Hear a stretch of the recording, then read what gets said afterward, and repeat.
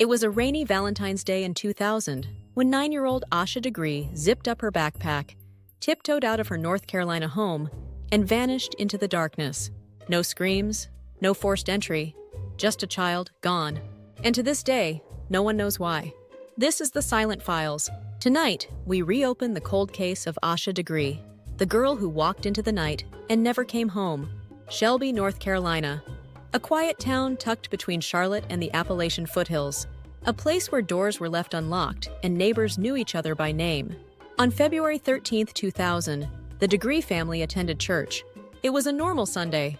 Asha and her older brother O'Brien, both kids in elementary school, came home, had dinner, and went to bed around 8 p.m. Asha shared a room with her brother. Nothing seemed strange that night, until sometime after midnight. O'Brien later said he heard Asha's bed creak. He assumed she was just turning in her sleep, but she wasn't. At 6:30 a.m., Asha's mother, Aquila Degree, opened the kids' room to get them ready for school, and Asha's bed was empty. Her backpack was missing. So were some of her clothes and a Tweety Bird purse. Panic hit instantly. The front door had been unlocked, and no one, not even the family dog, had stirred. The little girl was gone. As the community rallied and police launched their investigation, 2 eyewitness accounts sent chills down everyone's spine. Between 4 and 4:30 a.m., 2 separate motorists saw a small girl, alone, walking down Highway 18. She was carrying a backpack and wearing a white long-sleeved shirt and light pants. One driver circled back, concerned. When he approached, Asha darted off the road and disappeared into the woods. It was pouring rain that morning, and there she was, a 9-year-old girl walking in the dark, in the middle of a storm, away from home. The question no one could answer, why? Despite massive searches, helicopters, K-9 units, volunteers scouring the woods, there was no sign of Asha. For over a year, the trail was cold. Then, in August 2001, a shocking discovery. Asha's backpack was found. It had been double-wrapped in plastic bags and buried at a construction site 26 miles from her home, in Burke County. Inside the backpack were her Tweety Bird purse, a pencil, some clothing, and a mysterious item, a children's book titled Dr. Seuss McElligot's Pool. But Asha didn't check out that book from her school library.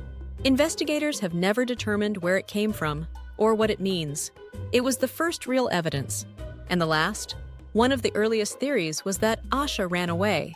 But why would a happy 9-year-old girl leave in the middle of the night, on Valentine's Day? There were no signs of abuse. Her family was stable and loving. She didn't have internet access or a cell phone. Still, some pointed to a recent school basketball loss. Asha had fouled out of a game and felt she let her team down. Could she have been overwhelmed by guilt? But to prepare a bag, wait for everyone to fall asleep, and leave alone in the cold, rainy night? That's not typical 9-year-old behavior. Her parents never believed she ran away. They believed someone lured her. Could someone have been grooming Asha? In 2000, there were no smartphones or Snapchat messages, but investigators wondered if someone had made contact with her in person. A neighbor? A stranger?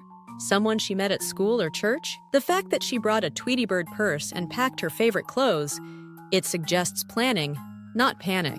Some believe Asha was convinced to meet someone. That person may have picked her up on Highway 18 and buried the backpack later to destroy evidence. The FBI believes she left her house on her own, but may have been abducted shortly after. Still no DNA, no confirmed suspects, no credible witness has come forward. Just one girl's backpack, hidden under the dirt. In 2020, on the 20th anniversary of Asha's disappearance, the FBI released new age-progressed images of what she might look like today, in her late 20s. They also revealed a new potential lead. Asha may have been spotted getting into a dark green 1970s Ford Thunderbird, near where she was last seen. The Degree family has never stopped searching.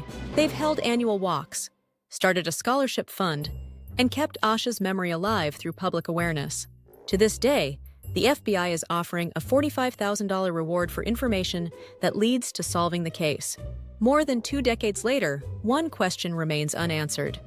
What happened to Asha Degree? Asha would be 33 years old today. Her room remains largely untouched. Her mother still keeps her favorite stuffed animals. Her father, Harold Degree, once said, "I hope she knows we're still looking. We'll never stop." Was this a tragic runaway? A sinister abduction? Or something else no one has imagined? If you know anything at all, contact the Cleveland County Sheriff's Office or your local FBI branch. It only takes one voice to bring a child home.